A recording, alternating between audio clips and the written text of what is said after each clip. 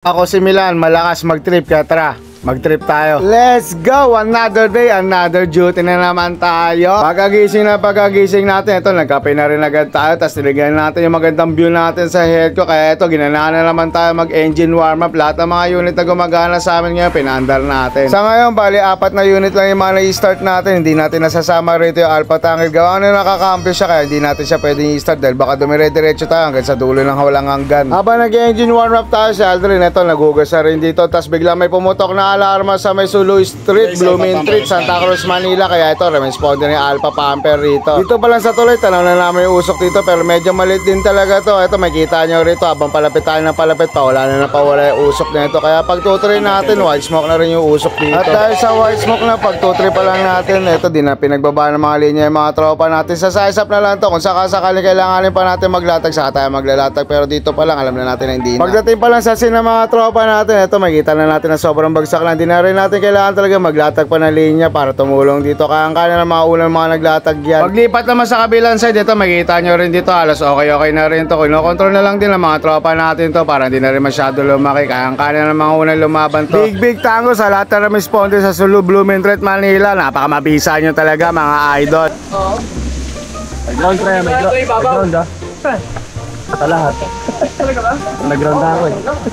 Lakas ground? Oo. Nangalita eh.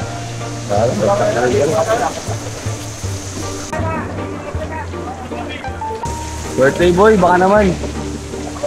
Birthday sir. Ha? Tutay mo kami. Wala, balik sila guys. Hey. Guys, Alpha Pumper 19.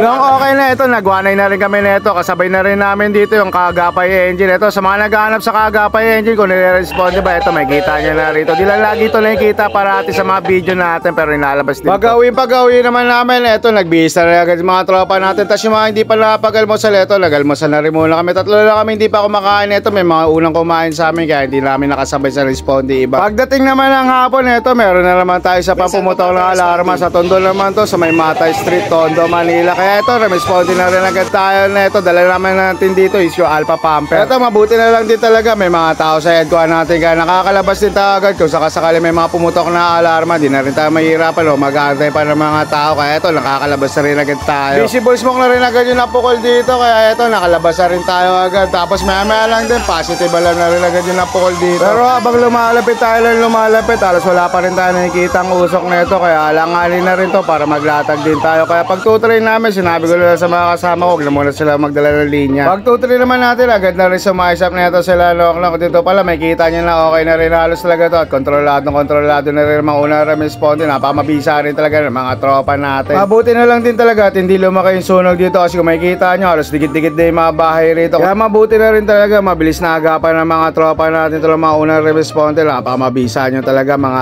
idol. Pasili ba lang yung sir? Tayo tinesto.